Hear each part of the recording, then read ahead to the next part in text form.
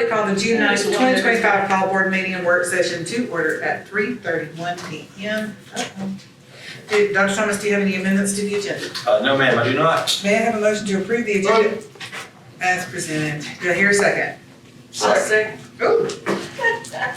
Is there any further discussion? Oh, all in favor?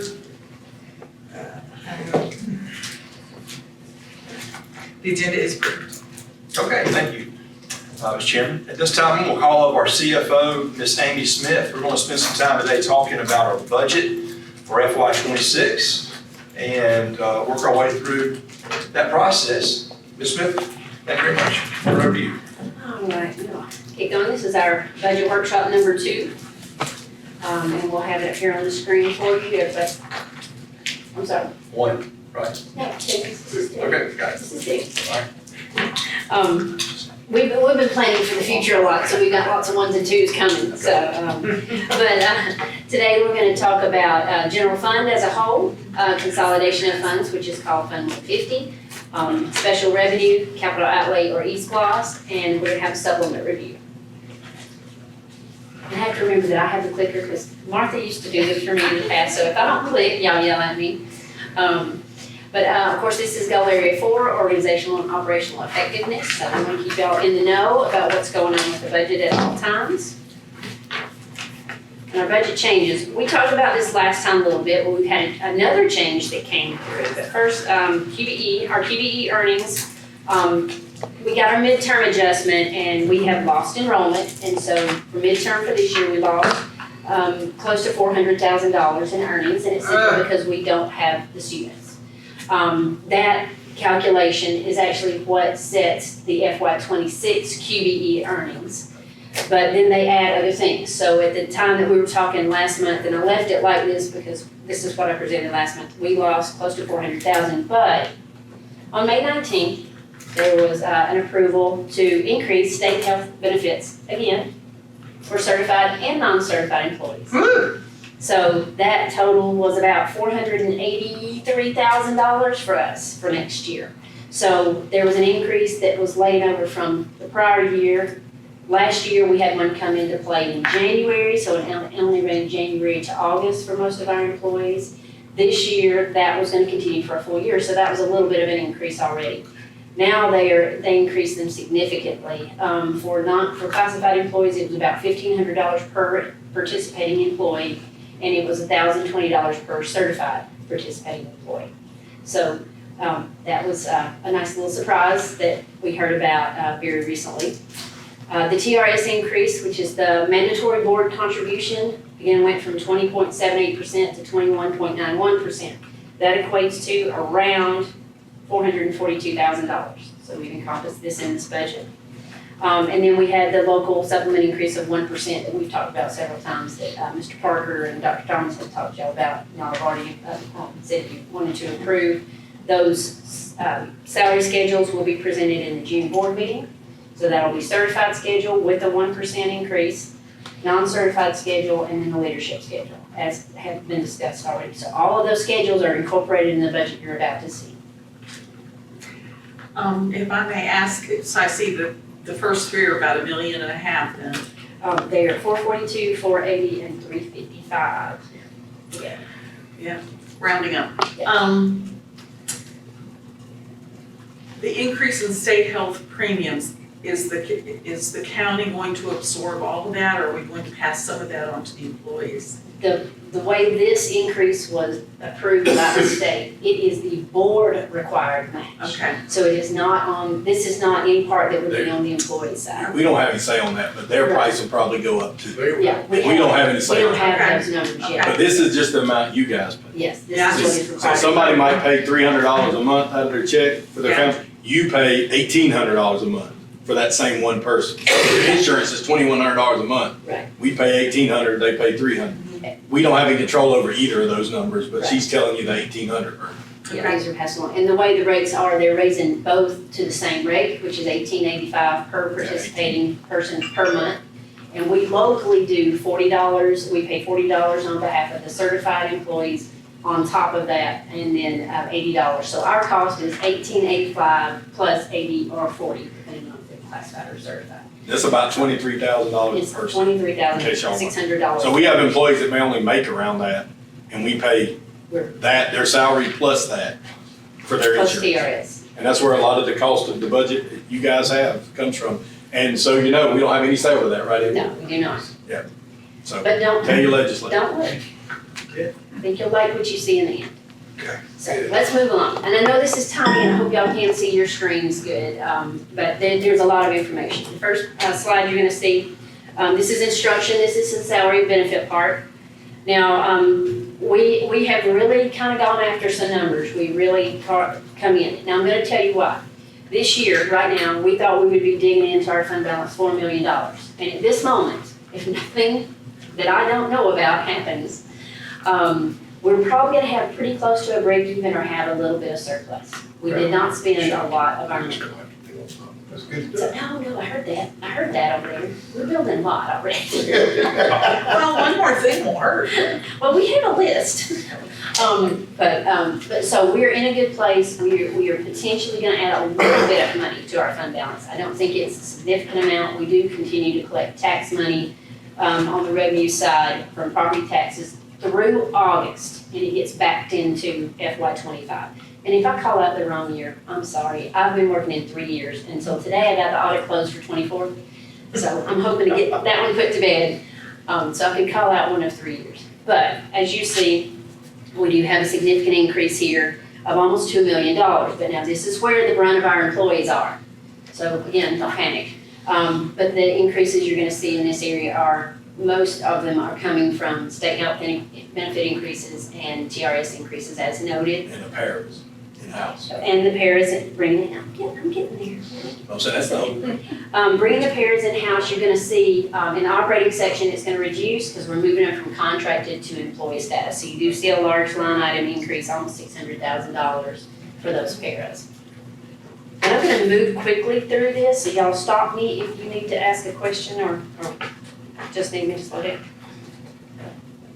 And I love our conservation issues, but when this prints front and back, it makes my life difficult. Okay, this is the breakdown of the schools. This is the operating money at the schools. The top section you see for Hill City, Tate, Harmony, Jasper Middle, and Pickens Junior High. That is, those negative numbers are for moving those paras from contracted to payroll.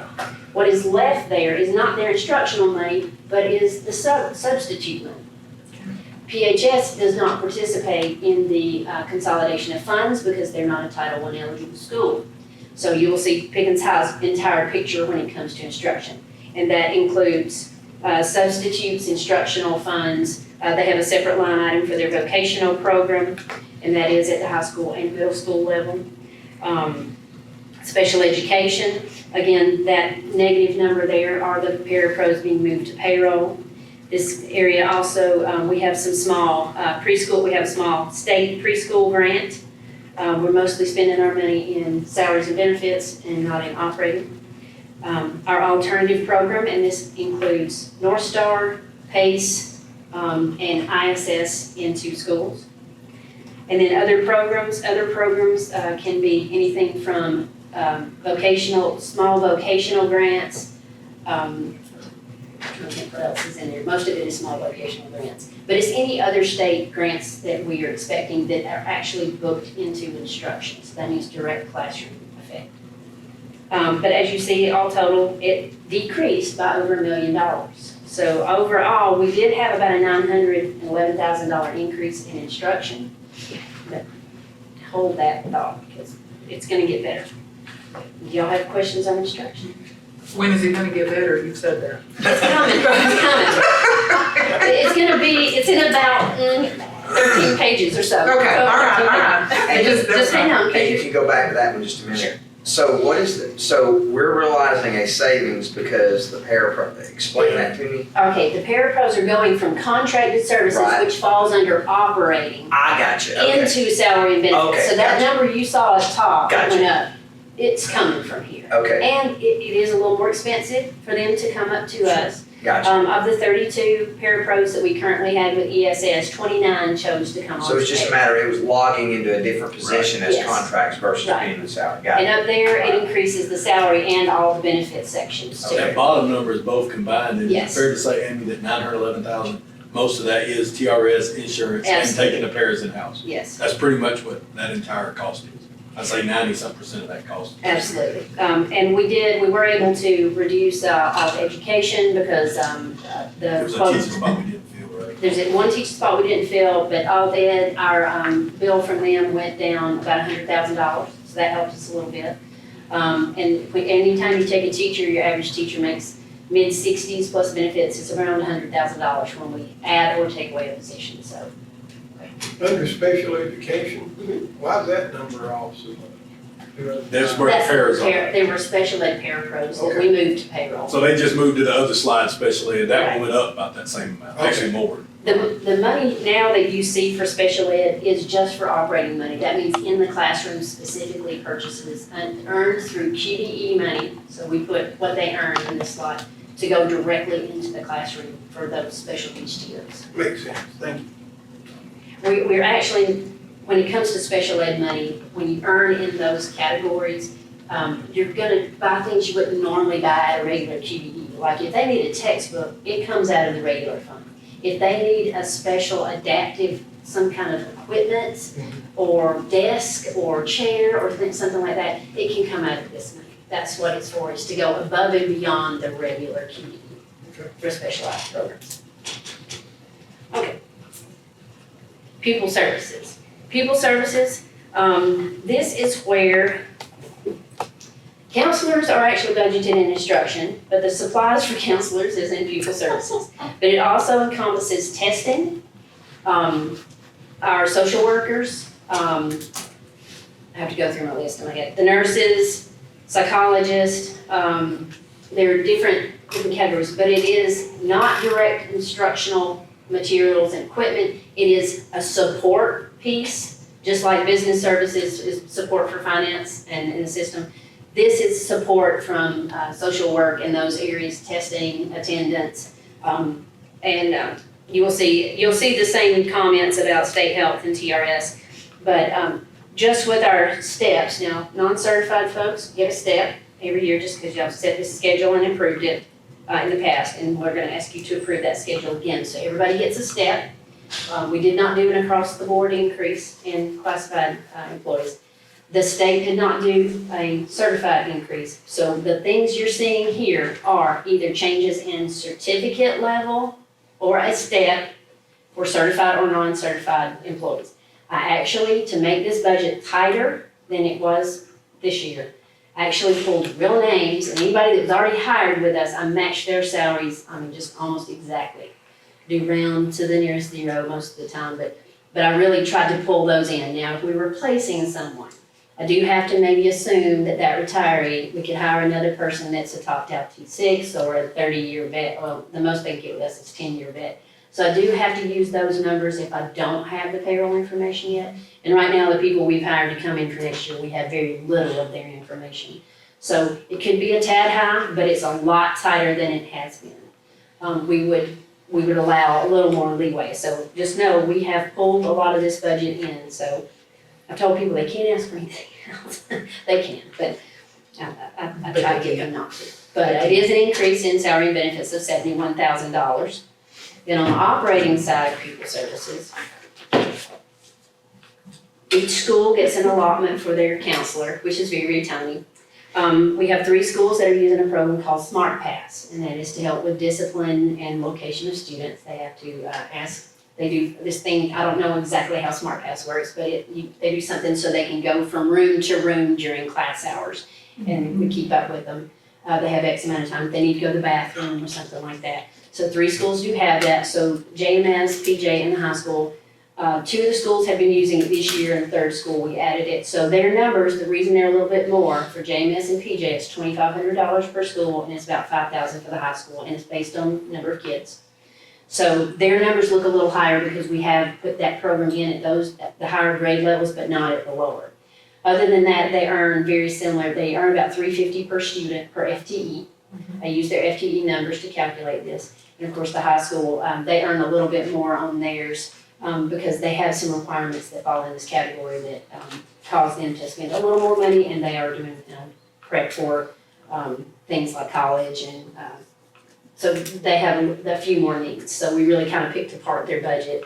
This year we had to support them a little bit because some costs had gone up, some things had changed. So we did really try to pull this up to date. Like I said, a lot tighter on the numbers. This is a very small piece of a very large pie right now.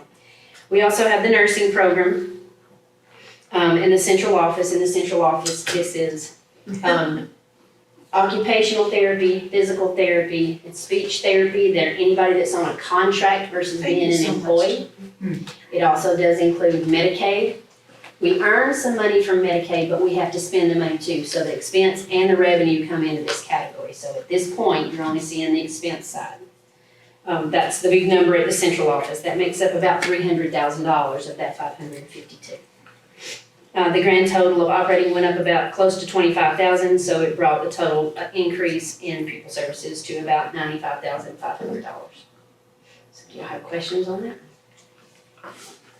Just, like I said, I'm gonna keep moving fast. Improvement of instructional services. This is the curriculum department and technology. Staff development, I will say staff development does fall into each individual category. There is one that says staff development, instructional staff development. But if it's someone that's not an instructional person, there's actually a whole category for staff development. So each section, there is staff development that you can't really see. I can because I have the crazy detailed budget. But no, any professional learning that we're doing with any of our staff members falls into each of these categories. Like I said, technology personnel are in here, the management personnel involved in curriculum and administration. We moved 4 positions out of here. We previously had 4 people who were called MTSS support at 4 of the schools. They are now being interventionists, which is more in a classroom with the students, therefore it's defined as instructional, so I had to move them over to instruction, so you've already seen that budget. But that is why that area went down over $300,000. At the bottom, you'll see operating. The tech department went down about $6,000, and the staff development for this particular area went down about $14,000. Overall, it's a decrease of $564,000. Does that sound a little better? Getting there. We should see Amy is, they tried, Dr. Thomas and Amy all tried to put more money into the classroom. That's why the classroom stuff number was higher, right? And some of the things supporting the classroom, including maintenance and transportation we showed y'all last time. Well, they're gonna see it again, because the Yeah. state help changed everything, so they got to That's see what it I'm all. saying is that was the philosophy behind that. The classroom stuff has gone up, trying to support teachers in the classroom more, and sometimes it sacrifices. This is, excuse me. This is instructional staff training. Now, this is where, whoops, see, I didn't click. This is what we used to call staff development, but this is specifically for instructional staff. So this is teachers and parents. They do define a few other folks, counselors, in this category, but we are going to put quite a large number into training for our employees. One thing that was during the COGNIA visit that came back in our results, out of the 3 top things, I think 4 top things, 2 mentioned specifically professional development for our staff, and 1 kind of mentioned it. So it was something that did seem to come across as a whole for our instructional folks. So the curriculum department and Dr. Thomas have worked on a plan, and they are doing various things. There are about 5 different things that they're gonna do next year when it comes to training in different areas and as a whole at each school. So those did go up quite a bit, but that's where we're going to try to invest some of our money, is we need to be training staff more than we were. We only earn around $150,000. We budgeted this year as a whole, for the whole general fund, we earned about $159,000. And we spent about $159,000. But we need to do better. We need to train our staff more. We've gone quite a few years without doing an organized launch into, training, not just one thing, like we've adopted the new ELA standards. We did a lot of training on that this year. But we have weaknesses in other areas too. So they are launching out where there's an ELA path, there's a math path, they're doing science, social studies, they're doing 5 different things, and then one as a whole for the school. So they came up with it by talking to the principals, the academic coaches, the assistant principals, and the teachers, and our curriculum folks. So this is what we're bringing back. So yes, you're gonna see a little increase here, but we're still gonna do good at fall. I'm getting there. Yeah. So do y'all have questions about this? What's the substitute teacher difference so big? Because they're gonna pull teachers out of the classroom to do the training, so they will have to have subs in those rooms. Okay, gotcha, okay. A lot of it, we can do a certain amount of training, like we have 7 days pre-planning next year. And they have a lot of things planned during that time. But you can't just do it one time and forget about it. You gotta be able to go back and revisit, is it working, check our benchmarking, know what's happening with the kids, and do we need to adjust along the way? Just looking at it one time and going, well, we're gonna hope for the best at the end of the year, doesn't work. So this is the new plan, and so they're getting everybody on board, and people do seem to be pretty excited about it. When I was talking to some of the principals, they were very excited about this larger investment in their school.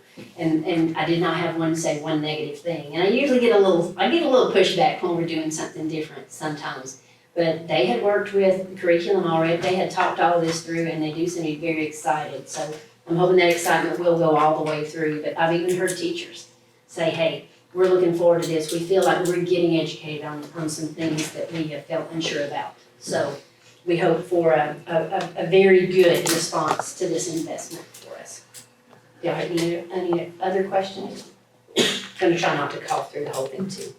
Now, I brought media to you last time, but because I had to make a change for state health, I'm gonna bring each one of these back. So, the only line most of the time, and I may have pulled things in tighter if I could, if I can recheck salaries with real names. Because we do have people that move around. I think last time I had more people more of the paras under contracted. All but one of them decided to come on board with us. So I'm bringing this back to you just to show the increase due to state health of about $27,000 overall. Now that was everything from prior year, but the change was from adding state health and bringing the paras in-house. Questions on media?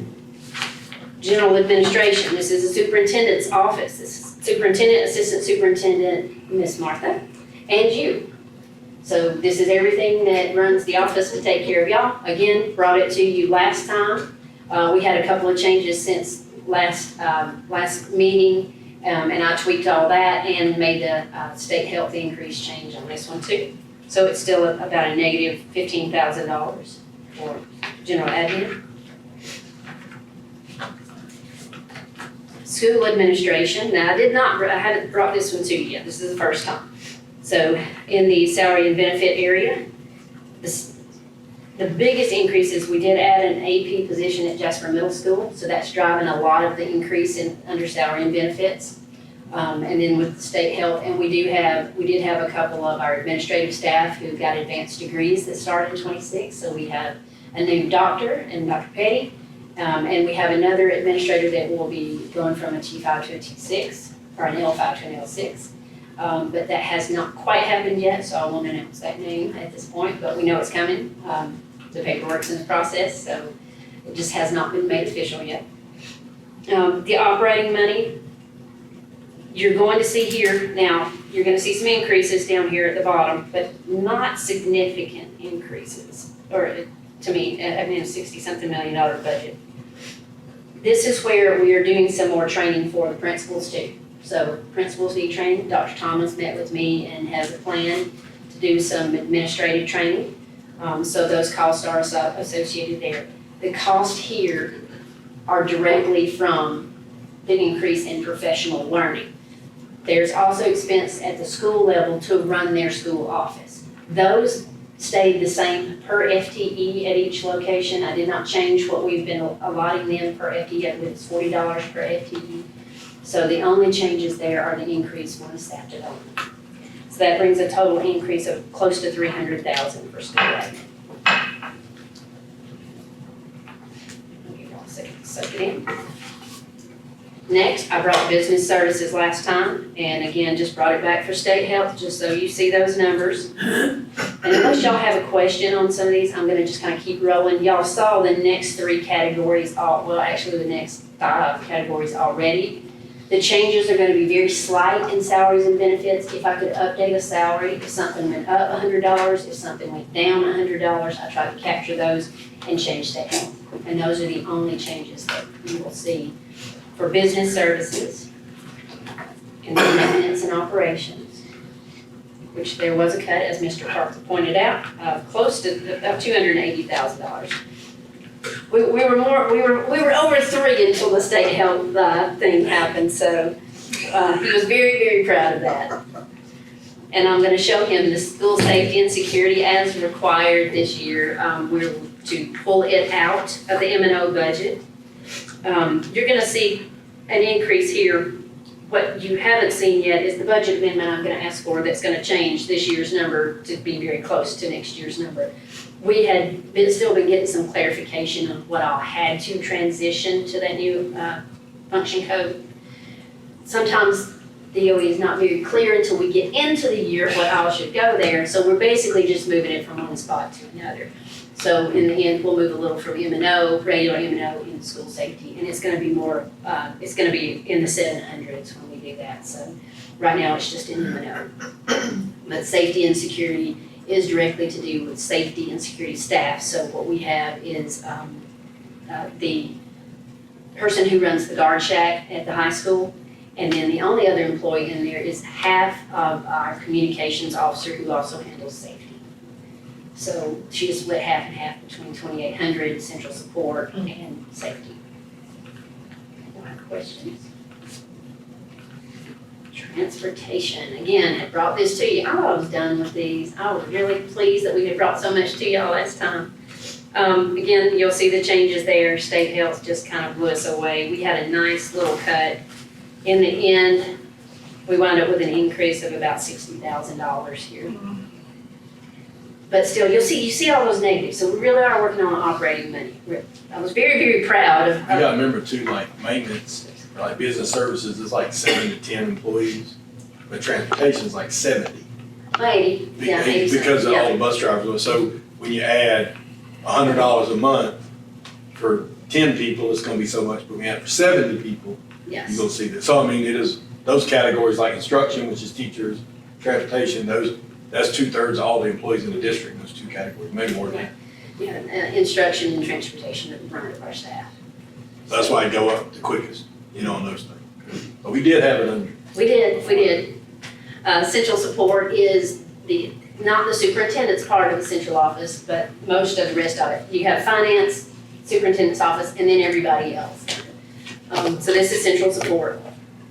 The only changes, this is one I had already brought y'all to. It is still down. We do a lot of fruit basket turnover. Every year the state goes, okay, we want these people here and these people here, or as we shift people's jobs. For example, what I was talking about the person that does communication and safety. She was 100% funded here, but then they opened the safety function code, so now half of her has to go over here.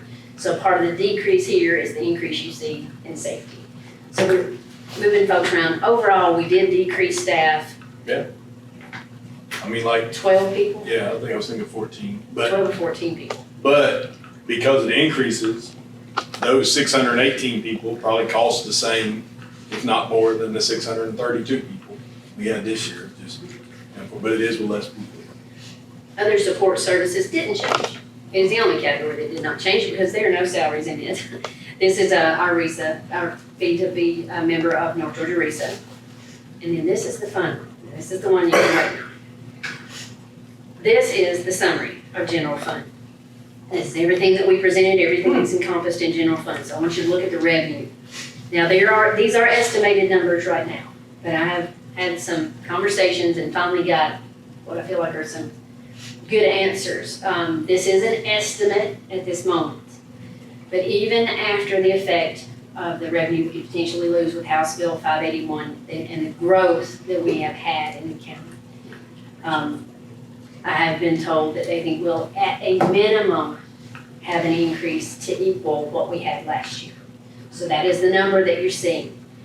the increase could go beyond what we had last year. But to be conservative, like I am, I have used the number that you see here. That would be, if it holds, and we will not know that until the tax digest comes in, that would be about a $3 million increase. Building in Pickens County has just exploded. The growth is phenomenal. We've run about 9.5% and over 10% for the last 2 years. So they said they have well exceeded that growth. But House Bill 581, the estimate, the calculation they told us to use now I think is a little flawed, but it was gonna cost us about $1.5 million. So even with that in play, we think this is what we could get. We're hoping for more, but this actually helps us, sets us up, puts us in a good place. Now, if you go on down, I estimated taxes based on the other taxes we have. We have about 5 or 6 other taxes in the county. I went through all them for this year and I annualized and looked for growth. So we've been able to eat those up a little bit. Our QBE, at this moment, this is the number that we have. It is unofficial. At this point, I don't know that I've ever had to come in here and say this is an unofficial number. I usually have a preliminary, which means it's real. Everything's been approved, everything's come across, but it does appear that this is going to be, that's why it does still say estimated, because I do not have an official allotment sheet as of this morning. So, but it's up, so we lost for kids, but then they give us money back for the state health. They do help pay for the certified state health. If we can earn a person, we do get some of that money back. So that's what you're seeing, the increase there. Yeah, that's how much it cost us. It cost us more. All total, if there's current participating employees that have state health with us, the increased cost would be over $11 million for next year. If all employees participated, it would be over 14 million. So if they ever come out with a really, really good plan, it's the best deal in the world, that's what we see. But that looks like we could potentially have a revenue increase of $4 million. So what did we need last year? $4 million. So that kind of gets us to that break even. So at the bottom of expenditures, you'll see we are up about $600,000 from last year's budget in expense. That is less than 1% increase. Y'all, it's the best I could do. That's great. I'm really, really happy with it.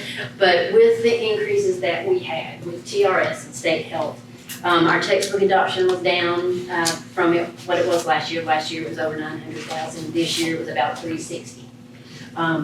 Software programs, we went through and really picked them apart. Oh my goodness, I don't know that they want to talk to me about that anymore, but Abby and Anita did a fantastic job talking to the schools. We did away with some programs. At the instructional level, that did decrease, but I'll say at the county level, it does not appear that it's gonna decrease, it will increase. But the thing is, we've cleaned up what we're doing, and what we're doing is going to be used and monitored very closely. I'll give you an example. We have something called Canvas. They went through the program to see what we were using and what we weren't. It was costing us last year or this year. Yeah, I don't know what year I'm in anymore. In 25, it cost us between $77,000 and $79,000 for the year. Next year it will be 40. They went through and there were pieces that we weren't using that are not required to be purchased. We kind of bought the whole package in the beginning. So, because everybody wanted everything. Well, now that they've used it, it's like, we really don't need that. So I actually found out this morning exactly what the quote amount was. So we had guessed a little bit, so we've got a little room to move. I thought we'd get it down to 50, but we got it down to 40. So that's great. That's the kind of thing we've done to really work on this budget. So I don't think we've taken anything away. We did decrease instructional funds. When they don't spend it all sometimes, you have to ask, do you need it? Now, we might have to come back and ask for a few more funds. If our digest comes in really, really pretty, we might go back. We might want to talk about going back and seeing if we need to adjust the numbers, because we did reduce the numbers at the school level. I don't think we took in, like I said, anything that they need, but then there's that need-want territory that, we like to keep them happy if we can. Any idea when we will get the tax digest? I was told, sorry, my throat's messed up today. Normally we get it sometime in July, and, what I was told actually on Friday was that it would probably be at least 2 weeks later, if not more. But I know they have to meet certain deadlines too. So I said, is there any chance, because this is a big deal, is there any chance that you will not be sending tax bills out to be collected within this calendar year? Because that's a big deal. That's our operating money. So we rely on fund balance until that tax money starts coming in. If it's due in November, like it has been the last couple of years, we start getting money in October. And it starts to trickle, then you get a huge volume, and then it trickles back off by January, February. So if bills don't go out, we've had this happen one other time since I've worked here. And what you can do is ask that people have the right to pay in the calendar year so they can take it off their taxes. So they have to allow them to pay up to 65% of what the estimated bill would be, so we can still get revenue. Now, a system that doesn't have a good fund balance can wind up in a real bind and have to do a tax anticipation note.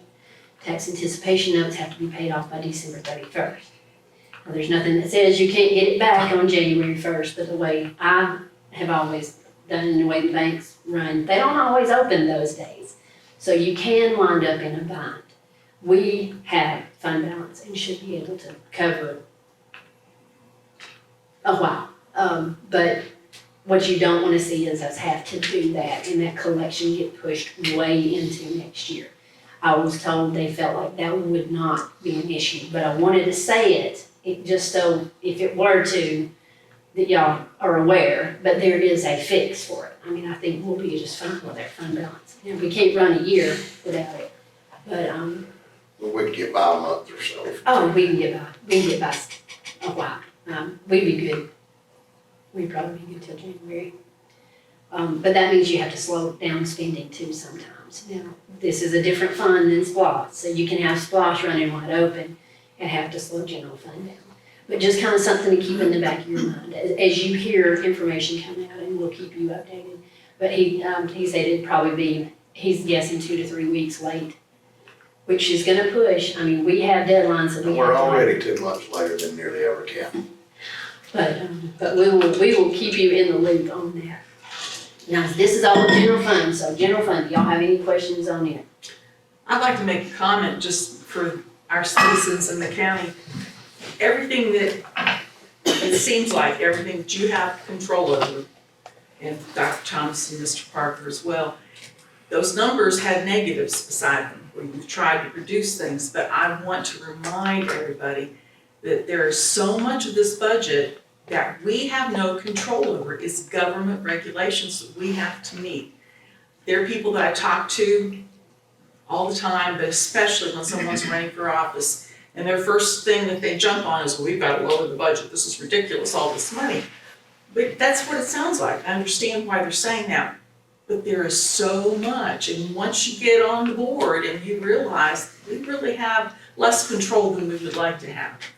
We do have a lot of money that runs through the county, but quite a bit of it does have red tape. I mean, there are rules and regs about every penny that we receive from whichever source it comes from. I'll give you a good example, because Mr. Parker has been involved in lots of different categories, and I'm gonna give him kudos because he says I never do.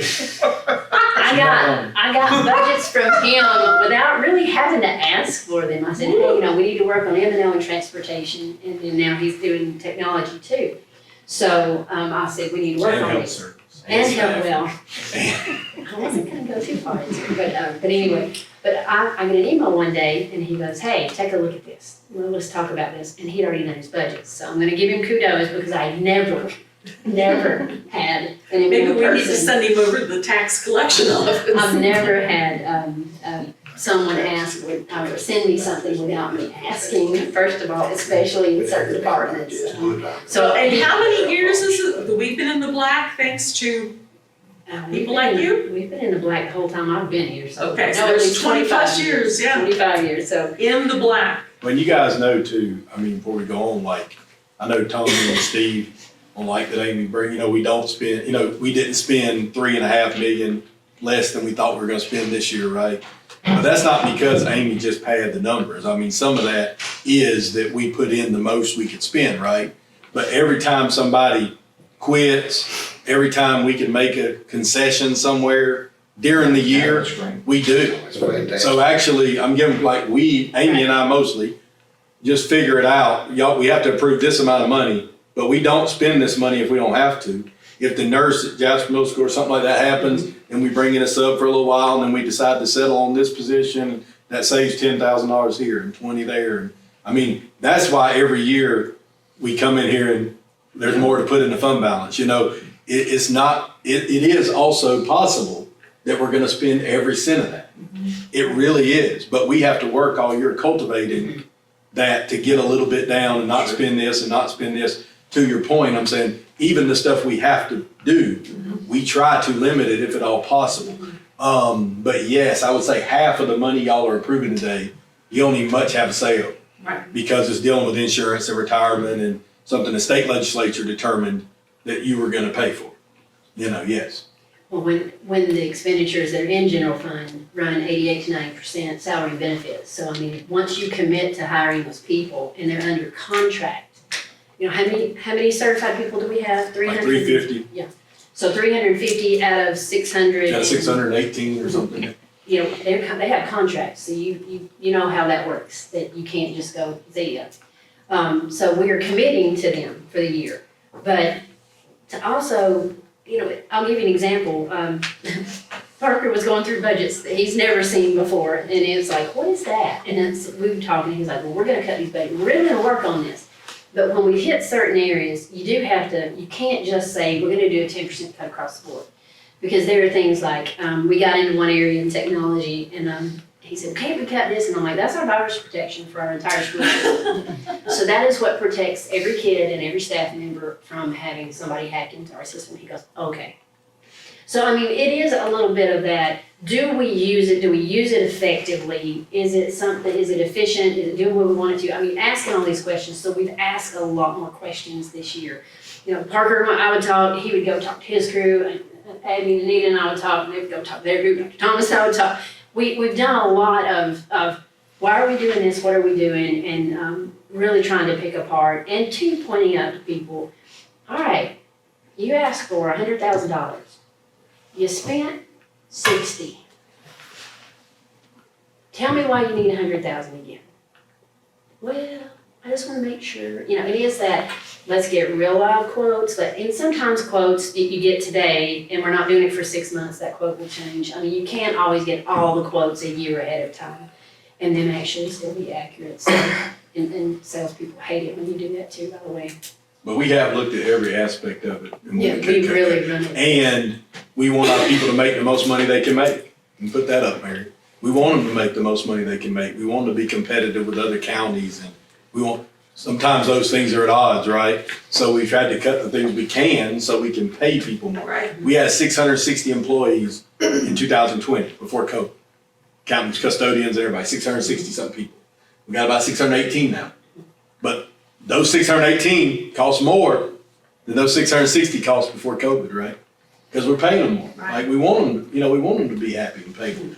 But, you know, we gotta find a way to pay it. So we have combed through everything we could without cutting salary and benefits from those that have worked for us. Those people's salaries have gone up, including everybody this year will get a step raise. Certified people get a 1%. Local Unless some. they're topped out. We Unless they're got some, topped out. we got some 30-year folks. But even the classified staff will get a step raise because there is a built-in step Until they hit system. 30. Yeah, until they hit 30. So I mean, even though we didn't raise anything beyond that, everybody will get a raise in some capacity that is not in their 30th year or 25th as a certified. And I actually talked to some of the 30-year folks just to see how they felt about that. Because, you know, we've done some raises the last 4 years. And so it was that, didn't want them to just assume. It's like, okay, you know, we've done this for 4 years now. You know, if you're topped out at 30, you know, what do you think about this? And I was really surprised. Out of the ones I talked to, I only had one that was negative. The rest of them were, hey, y'all knocked it out of the park the last few years, and we appreciate that. And I'm not going to leave over that. You know, I'm being well paid now. And they really do appreciate that, I think. And our turnover rate, our retention rate is great this year. 92% come back. So, I mean, our retention rate a couple of years ago was not that good. So I think we're moving in the right direction when it comes to getting quality staff, we need to get them trained and let them do what they need to do. So, you know, any other, And that's why, 4 years ago, or however long it was, that we instituted, that we did step raises past the 20-year service Right. mark. Because we wanted to be competitive, we wanted to be fair, and I think we're seeing the benefit of that now. we're not number one in all the non-cert categories, but we're darn close. With similar districts, we are number one in most every category for non-certified positions, meaning parapro, nurse, food service, bus driver, clerical Clerical. staff. I'm talking about Dawson, Fannin, Lumpkin, Gilmer, that group. Now, we're lower than Cherokee in a lot of those areas, but the counties that have revenue like us and districts our size, yeah, we are paying very competitively. We're proud of that. But what that fits into today is that costs more money. Yeah. So then when we can, we got to go in and cut something else, right, to pay for it. So we have combed through the things we could cut and tried to make that for you. And we'll keep doing that during the year. This is the beginning of a process. And then all year from now to this time next year, Amy and I work together, and Dr. Thomas, to try to, not spend it if we don't have to. We just need this much approved. I don't know what counties are like us anymore, honestly, because if you're Dawson County, Gilmer County, Fannin County, at least $500 million larger tax Yeah, budget. they do. Up to $1 billion in Fannin County's case. We're not really like them. Yeah, that's true. They are still outpacing us. You know, I showed y'all like the comparison last year, year before. And I mean, they do have that recreational valuations going with their property values that we don't have here. So, We don't have Lake Blue Ridge, we don't have. They say we're not touching water. Alcohol, we don't have a river. right. No, but we got a Publix. Chick-fil-A coming. I saw it Chick-fil-A's today. I saw them framing going up today. If y'all are good with general fund, I'm gonna keep moving on. Yeah, we can digress. Dr. Thomas doesn't have his chapstick out yet, but I do want you to look at something. Since that joke.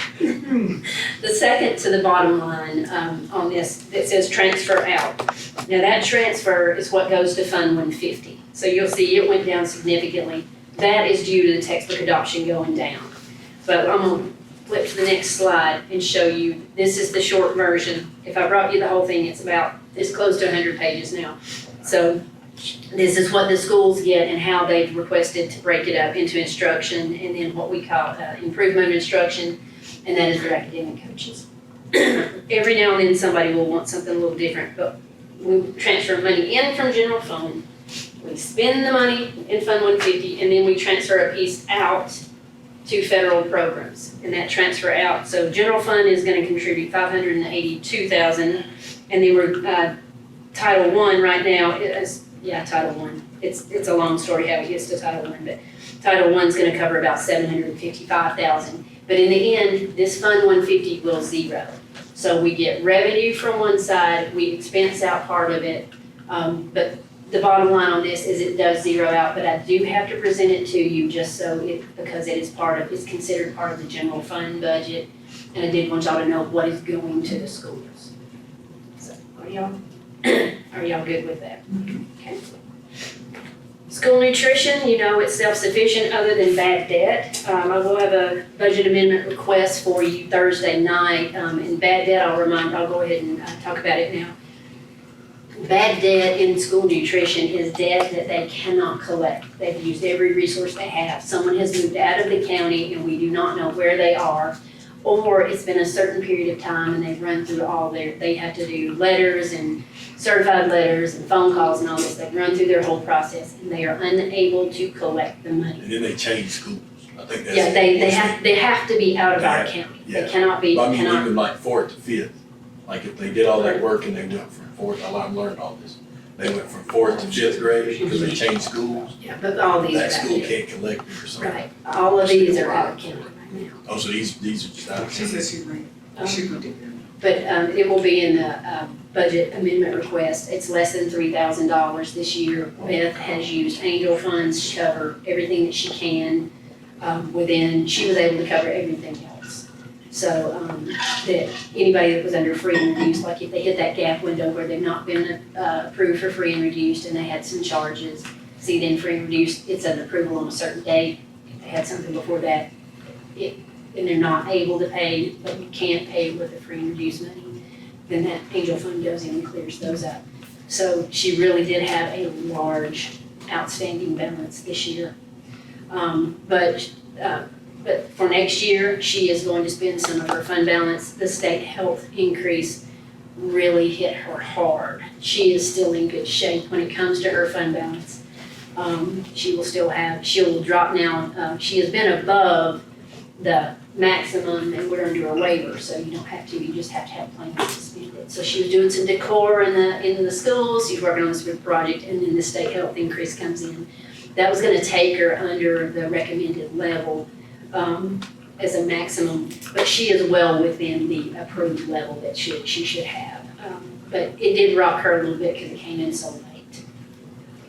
But of course, you're gonna see more expense than revenue, and that is on purpose. She's meaning to do that, so that she can spend some of that fund balance. The next slides, and y'all tell me how much detail you want in these. This is all the special revenue for these federal grants. I do not have one of these grants that we actually have the numbers for. So these are estimates. These are estimates. The consolidation of funds transferred there, I can tell you, is to the penny, because it has to be to balance the funds. But these are the things that we have done in Title I this year. We're modeling what we're expecting next year off this year. The rest of these grants, and this is, I have to actually put glasses on here. This is Title I is the first one. The reason I'm gonna kind of pass through these is when we get the real numbers, we'll have to bring all of this back. Special ed, regular program, and federal pre-K. Here's federal program and pre-K. Then we have several CTAE programs, and these are all federal grants. These are as they were this year. Some of these are for into pathway assessments, and then various programs. And when these grants come in, these have a lot of red tape. It is very specific as to what you can and can't use this money for. So the process is you go into something called the Georgia Department of Education Consolidated Application. The grants are listed in there, and you have to hand in your budgets, and this is what it looks like. This is what we submit. Then whoever is in charge of the program, this would be Ms. Parker at high school, it goes to Ms. Parker for approval, then it goes to the state for an approval, and then it comes back to the superintendent for an approval. Then it actually goes for a fourth approval at the state. So once we bring it to you, they've gone through that process already. But right now, if I spend any of this money come July 1st, I have to let you know what we're doing. So the plans are essentially the same that we had in place this year. But we don't actually have the funds yet. We don't know yet. So these details, the dollar amounts will change. The descriptions will change a little bit. This is actually Title II at the top of this page, and it transfers out to Title I and Title IV. We don't even use it as Title II. We have the right to transfer certain grants to help in other areas. So, and then the bottom part there is the school-based health center renovation grant. And that is the budget as it is submitted and approved at this moment. Then we have, this is Title IV, and this covers the college and career coordinator and the assistant in that program, and a little bit of supply money for that. And like I said, it's very similar to what we have this year. Now that will, whatever we get allotted, if it goes down, we will have to trend this down. Anything we're short that we need to do, especially with salary and benefit, will have to come from general fund or another source. Okay, all right. Do y'all have any questions on the grants before we move this forward? I hate to have to do this way because we don't have those allotments. The earliest that we think we might get numbers is late June, and I don't think we're gonna get them then. There's just been so much going on at federal and state level that the allotments appear to be lagging a little bit. Mr. Parker. It's another one of my budgets. This is another one of his budgets. This is capital outlay or you lost. I did estimates on our fund balance. Believe it or not, it looks like it's gonna come in. It looks like we stayed within our money. What we've earned, we're gonna spend before it's over. It depends on the last payment in a couple of the construction projects. But I estimated our income off of our tax revenue at about $9 million. It went up from 720 to about 750. It's really averaging about 760, but I don't like to get too high with that. I don't want to overstate that revenue. We're estimating around $1.5 million in GSFIC, depending on the progress of the various projects that we have going on, and which checks we'll get before the end of this year, so that could change a little. That it's chasing a ghost. You waiting here to do this, and you don't know when they're going to pay you.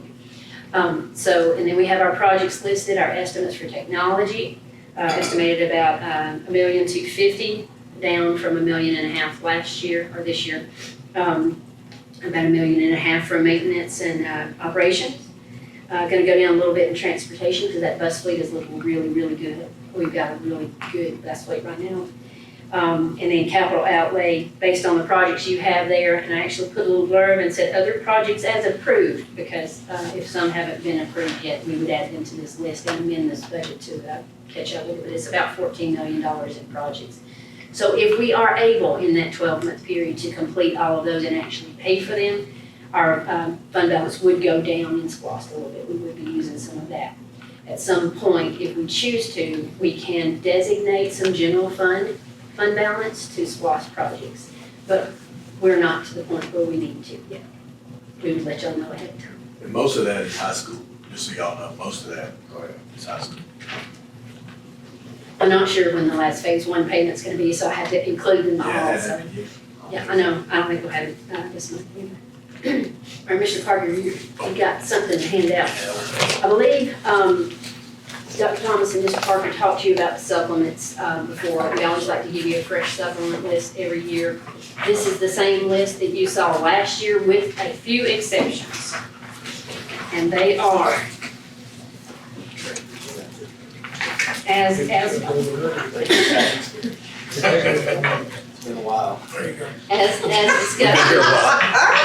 As discussed in a previous meeting, we did add supplements for academic coaches, and that's at every school. And then also, what's Hyatt called, instructional tech. And one instructional tech, she is like an academic coach, but we call it instructional ILS, that's what it is. There's really not much change to this.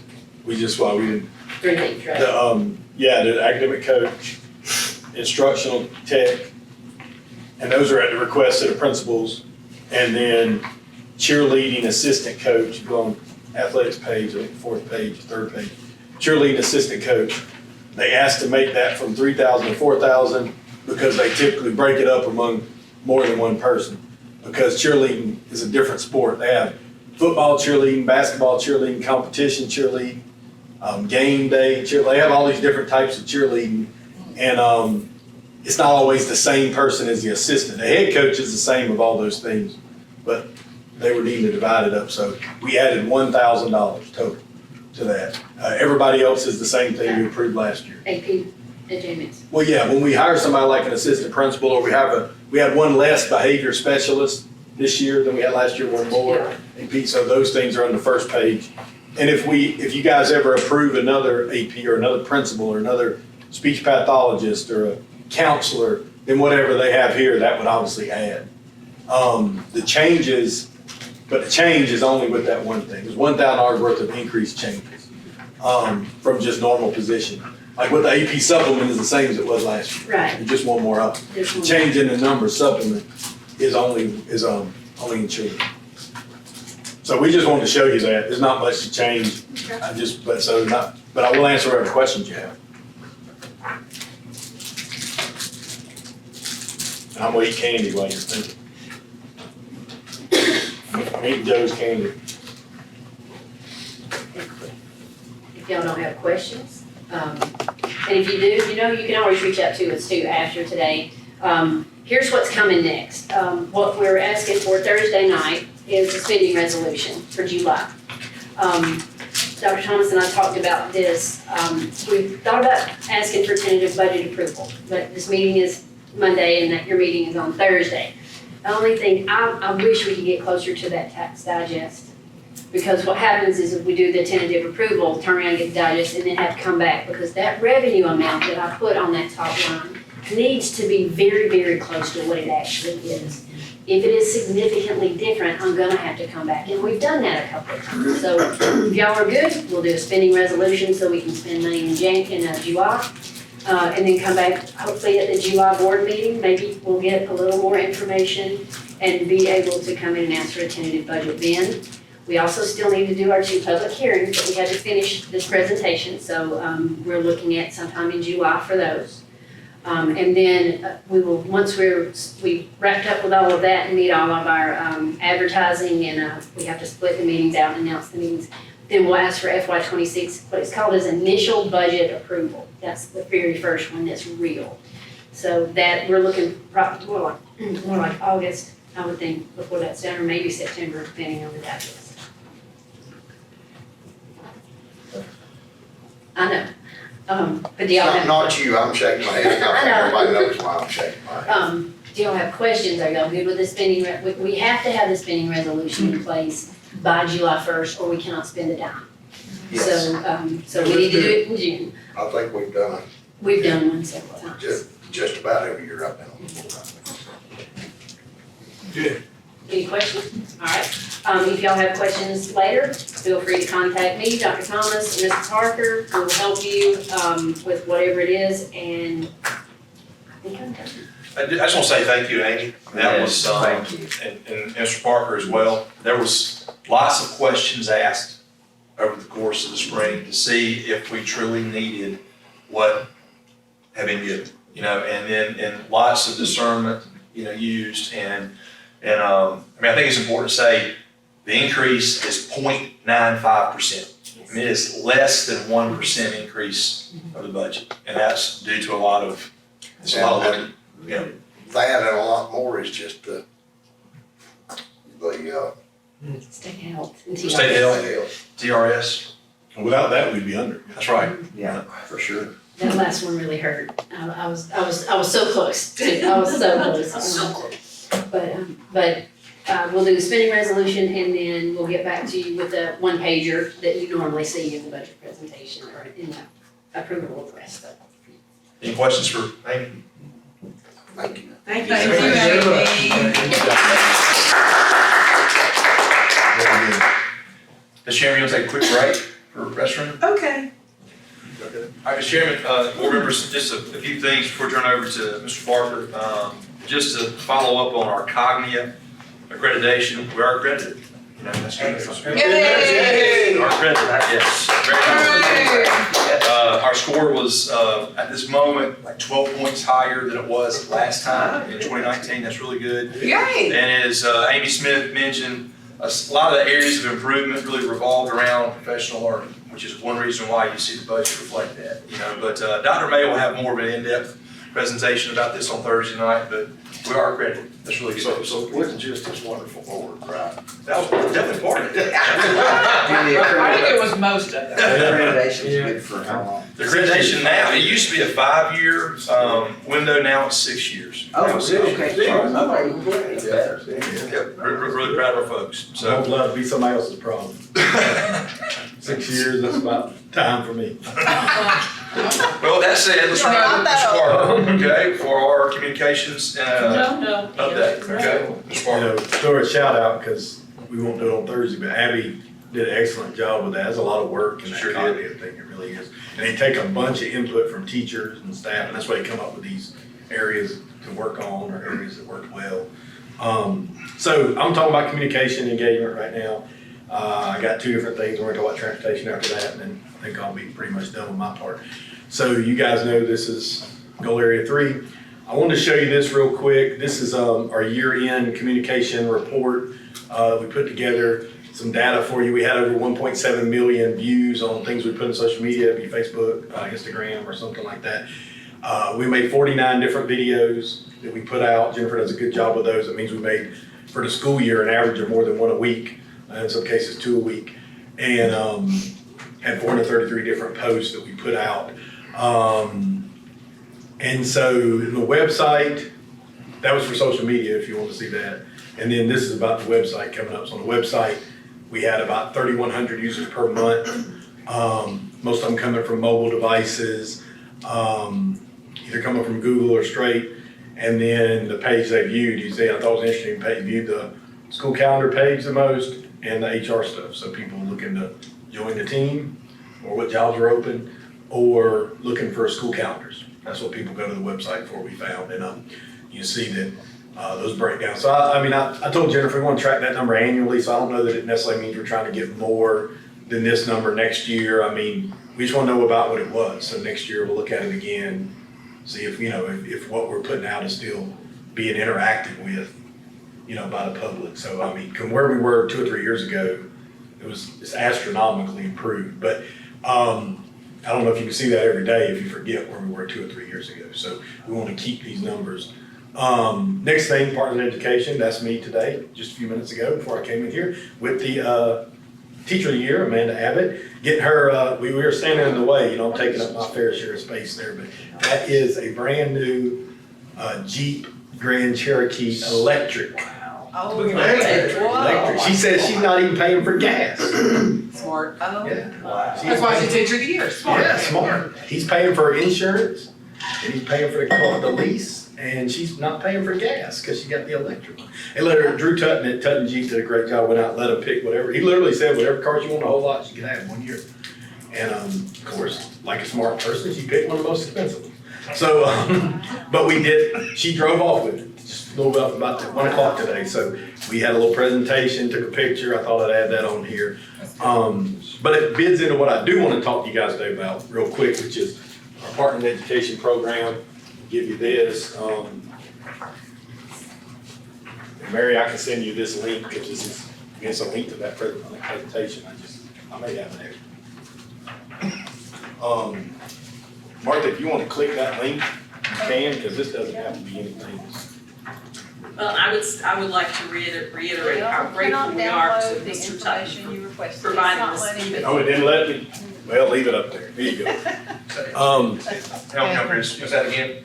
Oh, I just wanted to reiterate what you said, that we're so grateful to Mr. Tutton for providing this vehicle for our Teacher of the Year. We're very appreciative that he is partnering with us in that. Absolutely, and I didn't ask you to say that, because that's gonna fit in perfect what I'm trying to say. So what we've done in the past was we have a lot of partners in education, like Tutton, like Community Bank, Renaissance Bank, Prestige, like these people, we just call them up and they give us whatever we want, they always have.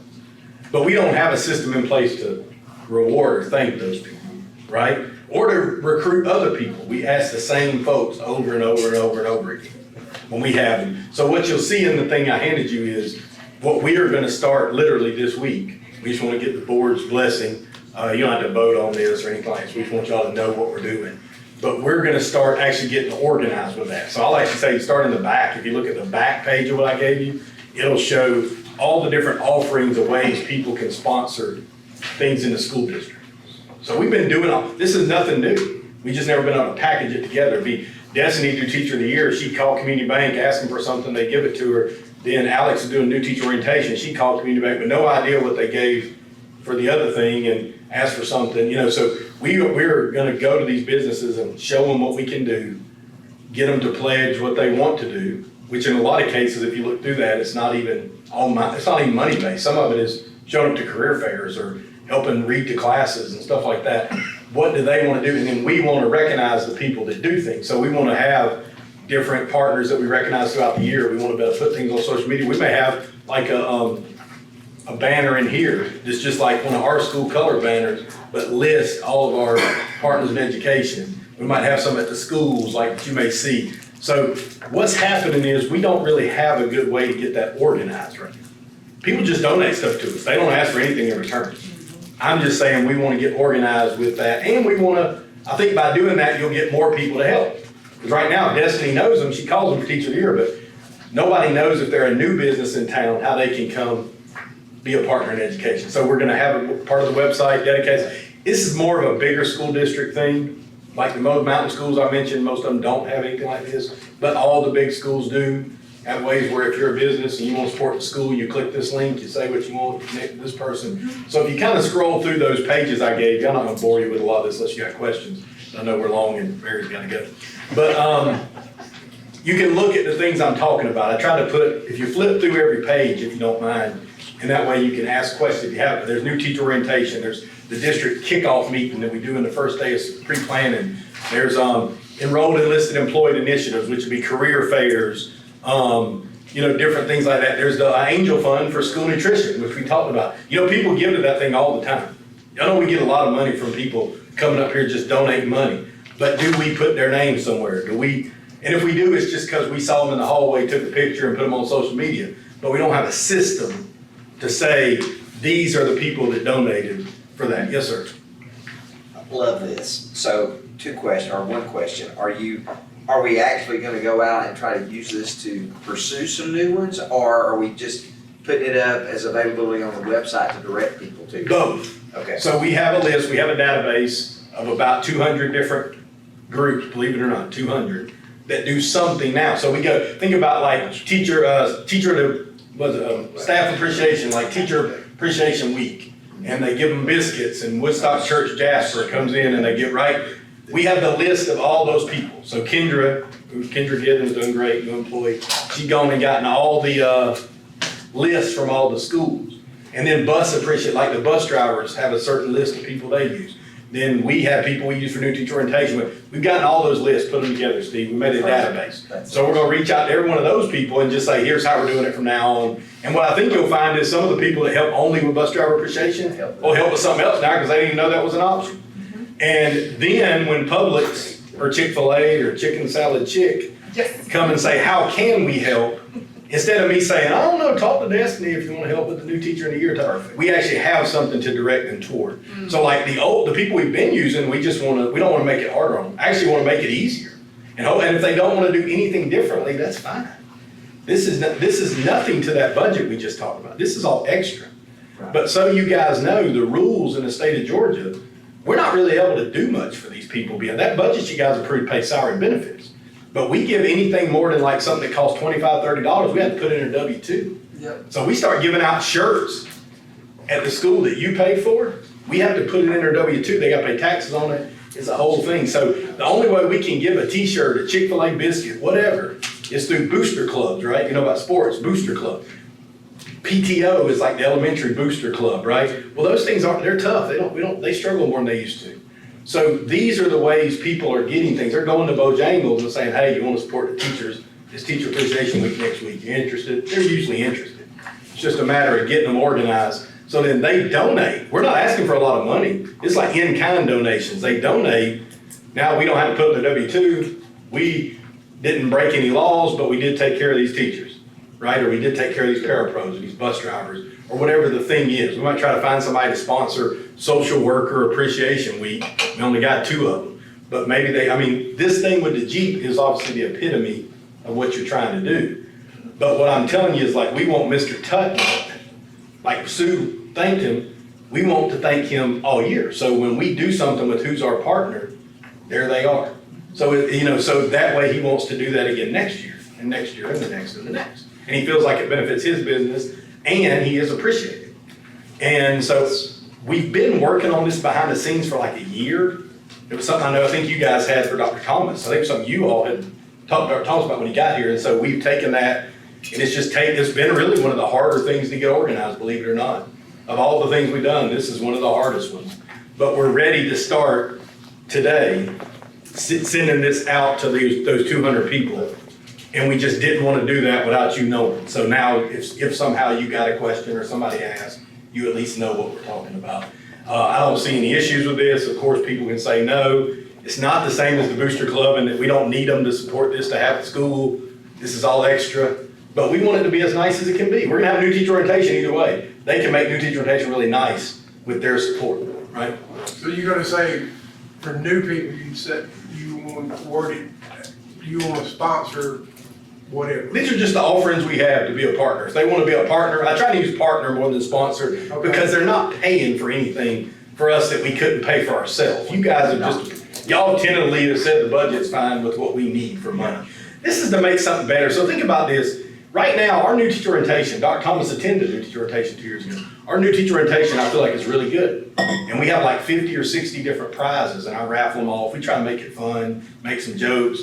We have a raffle, we give them some stuff they guaranteed to take home, right? I mean, it's a lot of stuff. But we get all that donated. We can't pay any money for that. We can't use any of the money you guys approved for that. So Alex just goes around and begs folks for donations, $10 gift cards, but we don't thank them other than saying thank you. And then we hit those same people up with another person for the biscuits at Hill City and another person at Tate for whatever. And I don't know that those businesses don't kind of get tired of that, but we're just not organized with it, Joe. So all I'm saying is we're gonna have new teacher orientation. When I went to new teacher orientation 25 years ago, they gave us nothing. We showed up, we're glad to get it, right? Now we give them food, we give them stuff.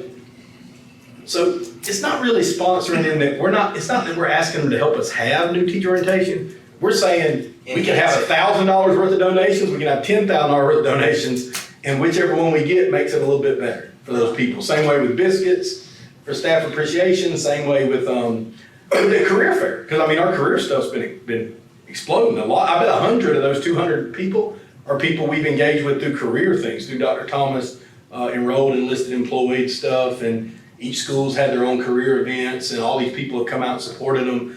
And so those are people that want to help. So you could be a partner, you could be a brand new business, you could be Publix, and that's a big company. I don't feel sorry for them. Chick-fil-A, they want to know. Chick-fil-A guy came to us at the groundbreaking and said, what can we do?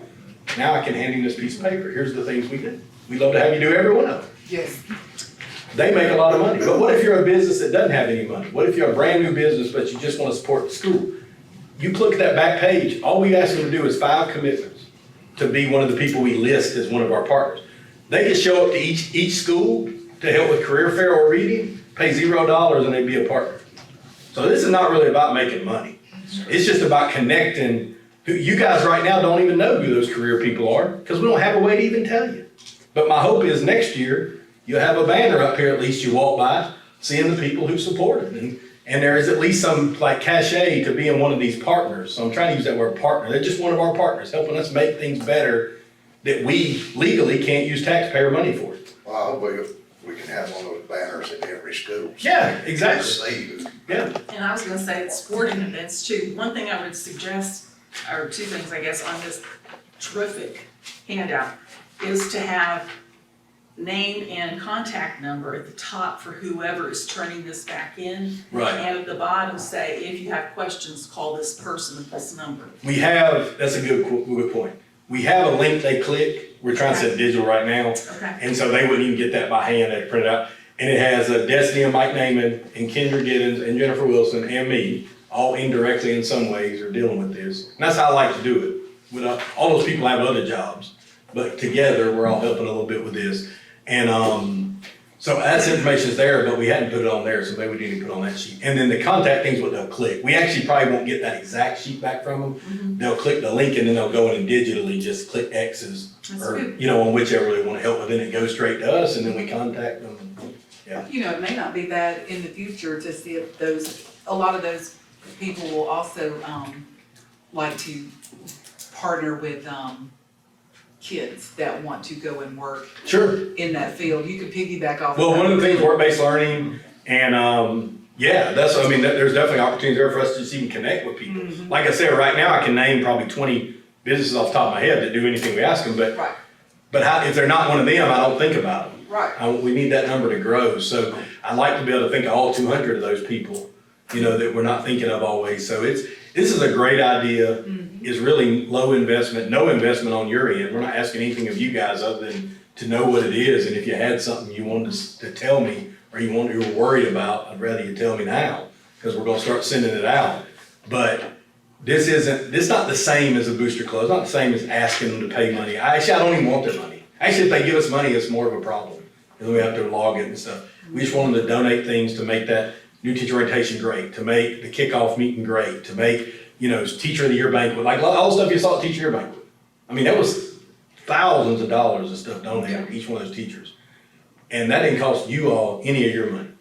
That was all paid for outside of the budget. So we've always done a good job of that, but we're trying to get more organized with that. Even that, do you know who gave everything in the teacher of the year banquet? Do you know what, we just don't really have a great list of getting organized with that. So we're trying to get more organized, get appreciation from them. I think the business will like it. And I actually think you'll get more people. There's people that only help with Teacher of the Year that don't even know we have those other things.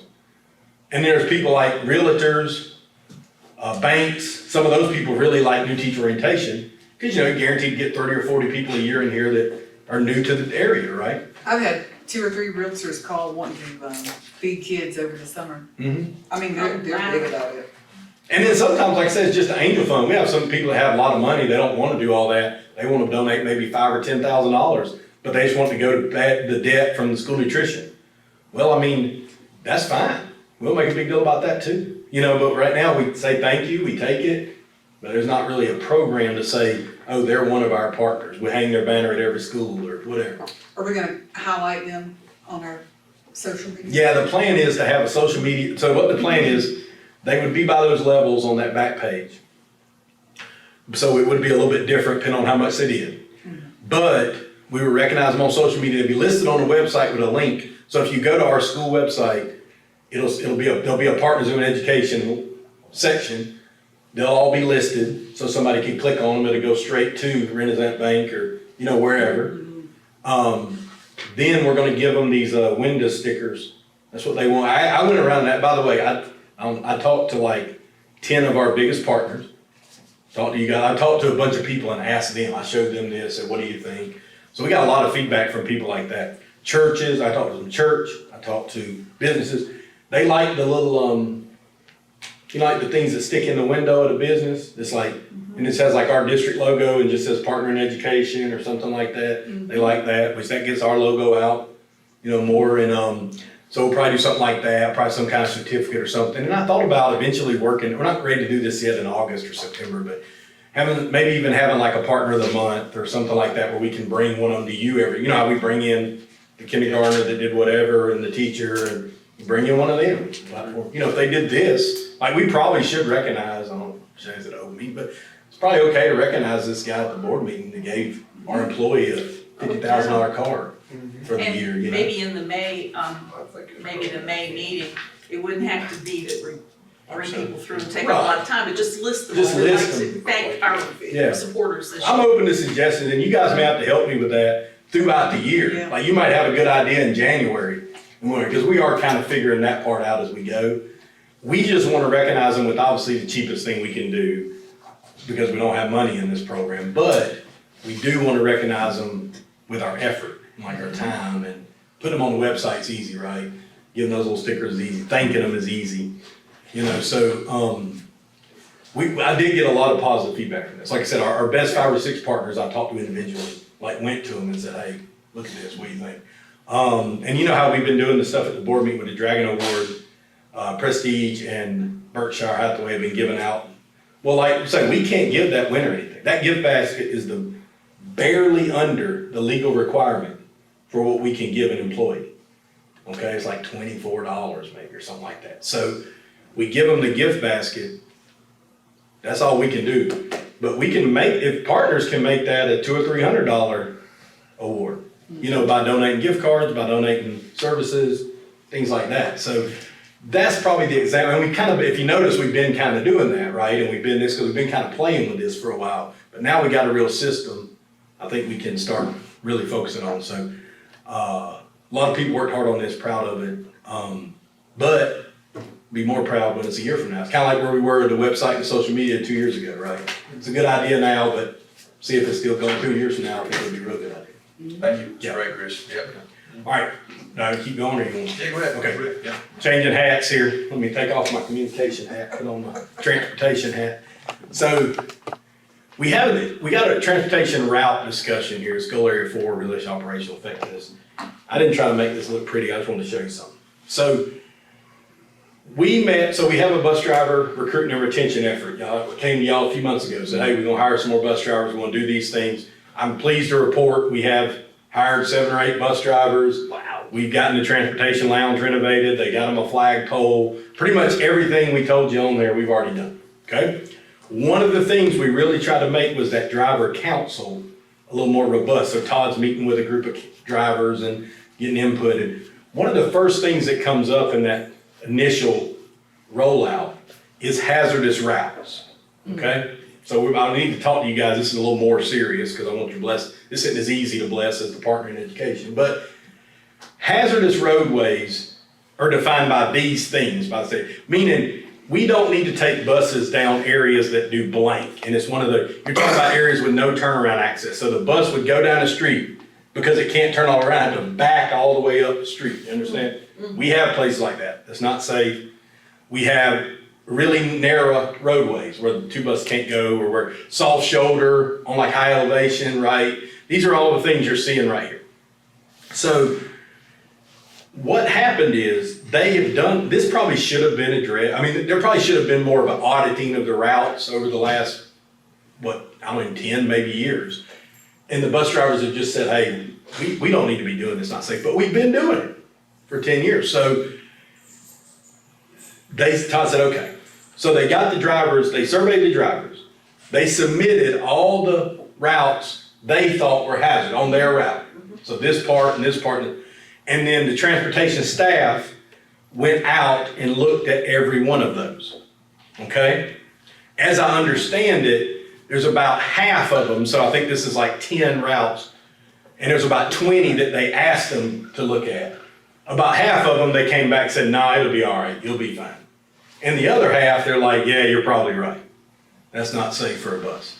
These are the ones they came up with. This affects 29 total students. I don't even know that all 29 ride the bus every day. It's not that, they're just listed on the bus. So these are areas where right now we're either going over, one of them I know is going over a creek, and the creek's gotten higher, and it really goes over a creek, like, and you're not supposed to do that, but it does it every day. And so there's a few of these that are just problems. Now, don't mistake what I'm telling you. These people gonna ride the bus. They just might have to meet us like 100 yards down the road, or at this corner, or whatever. And while that seems simple for you and me, they're gonna be mad about this.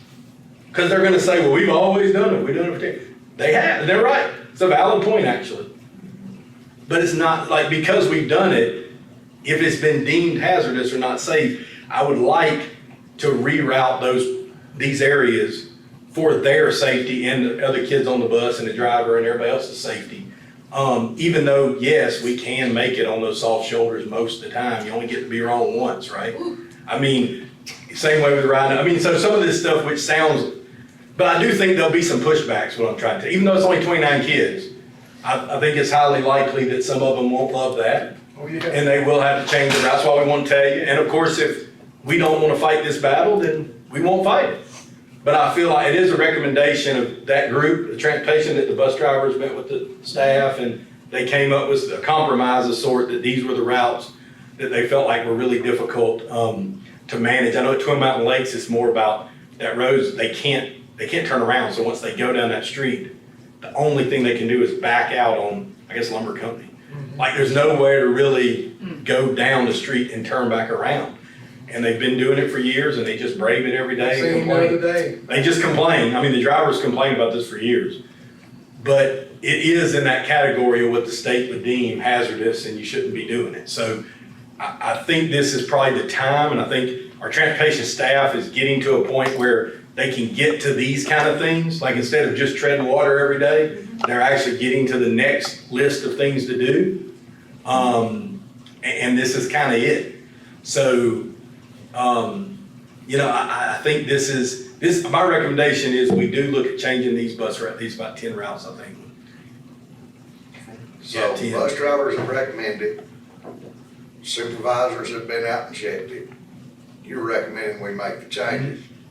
That's pretty simple. That's it. That's Yeah, all I need. but I do think there'll be some pushback, so I know you guys hear that. So Communication is key. yeah. That's what I was gonna ask, how you Do gonna it. communicate that to the bus? Well, starting tomorrow, Well, listen, we're gonna start rerouting, seeing what the route will be. So starting tomorrow, they'll start looking at what their route will actually be. Then as early as possible, which my hope would be like Monday or Tuesday, or when, by next week at least, we'd be calling those people individually. Okay. And they're gonna be mad when we call them, but that's okay, we'll call them individually. So you probably ought to give us a list of those names. Yeah. And we get You can be ready.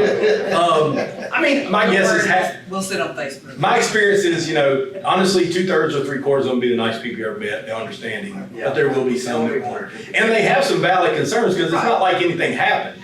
Right. We just finally looked at it. But yes, if they should be getting a call in June, saying that in August, Yeah. it's gonna be different, and hopefully that'll sway some Call of them it. hazardous road conditions. Right, but I think one of the things they messed up in the past was we'd be calling these guys on like August 1st, tell them on August 2nd. That's not good. And we're not gonna do that, so that's why we need the blessing right now to go in and check. 29 people's route, we could change by tomorrow, the next day, it's not that many people.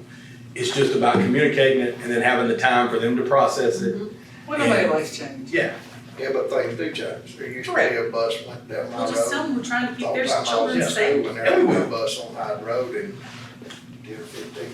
and like I said, I anticipate most of these people being very nice. Sure. And I don't know that it's 29 families, y'all know how school works, like that may be 7 or 8 families. Right. Like, I don't know that exactly, but it's probably not 29 families, because some of them have brothers and sisters, and that's 29 students.